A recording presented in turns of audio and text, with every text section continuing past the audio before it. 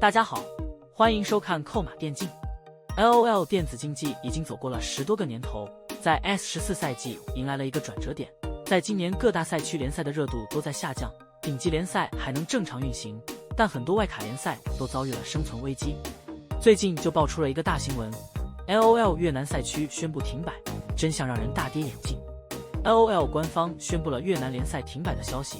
而越南赛区记者透露，越南联赛之所以停摆，是因为每支战队都至少存在一个假赛选手，所有战队都参与假赛的情况下，只能选择无限延期。这个新闻也是让观众们为之震惊，但仔细想来，似乎也确实合理。原因很简单，现在外卡赛区的运营和生存都成问题，俱乐部也很难赚钱。全世界 LOL 电竞的热度都在下降，作为一个没有希望的赛区，还不趁这个机会多打假赛赚米呢？就算最后被发现退场也无所谓了。要知道，越南赛区已经实力最强劲的外卡赛区之一了。DM 战队多次参加世界赛，偶有精彩发挥，战胜过4大赛区的队伍，包括我们 LPL 赛区的 TES 都输给过 DM 赛区。就连越南这种实力比较强的赛区都出现了假赛情况，我们再稍微想想就能知道，现在全世界范围的假赛现象应该已经非常普遍，区别就是有的被查出来了，有的没有被查出来。有观看过越南赛区比赛的观众们分享了一下自己的观赛体验，就是很多越南战队在比赛的时候会选择打架阵容，然后双方就猛打架，互换人头，最后能比较容易的达成大比分。因为电竞菠菜有很多盘口，其中是有人头比分盘口、时长盘口的，这些都是比较容易去控制选手做到的。如果双方打默契球的话，那就不要太简单，各种盘口都能做到。抛开越南赛区不谈，很多 LPL 观众主要将注意力放在我们的联赛上，实际上欧美联赛那边离谱的比赛同样非常多，很多观众都怀疑 LEC 赛区的头牌战队 G2 因为实力领先太多，也会经常性打假赛。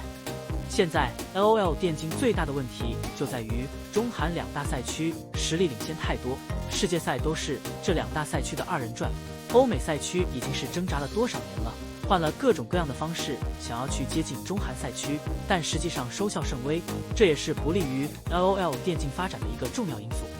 欧美赛区尚且不能接近中韩赛区，就更不要说外卡赛区了。曾经观众们一度认为外卡赛区要崛起的，结果发现曾经崛起过的那些外卡战队和选手都如同流星一般，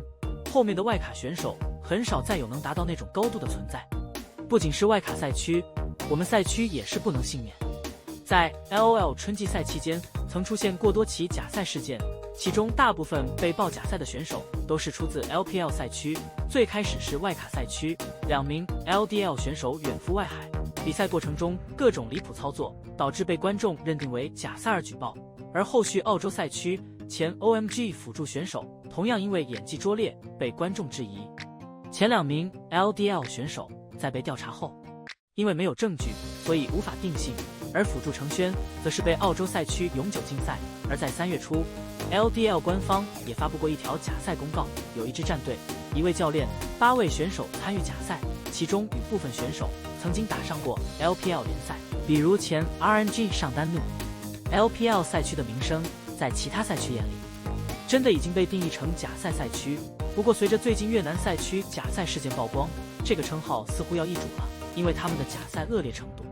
如今可以预判到的是 LOL 电竞的世界赛收视率还会很高，但随着时间的推移， LOL 电竞的生命力会不断下降，能够拯救或者说延缓这一现状的就只有拳头公司。个人认为，拳头存在力挽狂澜的可能性，就是对游戏本身做出革新，让 LOL 重新焕发新的生命力。之前拳头就曾透露过 S15 赛季 LOL 会迎来划时代的改变，玩家猜测拳头有可能更换引擎，让英雄联盟2诞生。但实话来说，拳头如果想要做一个新的东西出来，肯定要冒很大的风险，不去冒风险是慢性死亡，冒风险有可能基本盘都保不住。建议是到时候或许可以尝试引入新地图新玩法来试一试。好了，以上就是本期的全部内容。你们觉得为什么现在假赛现象频发呢？大家有什么想说的？欢迎在下面的评论区交流讨论，我会去挨个查看。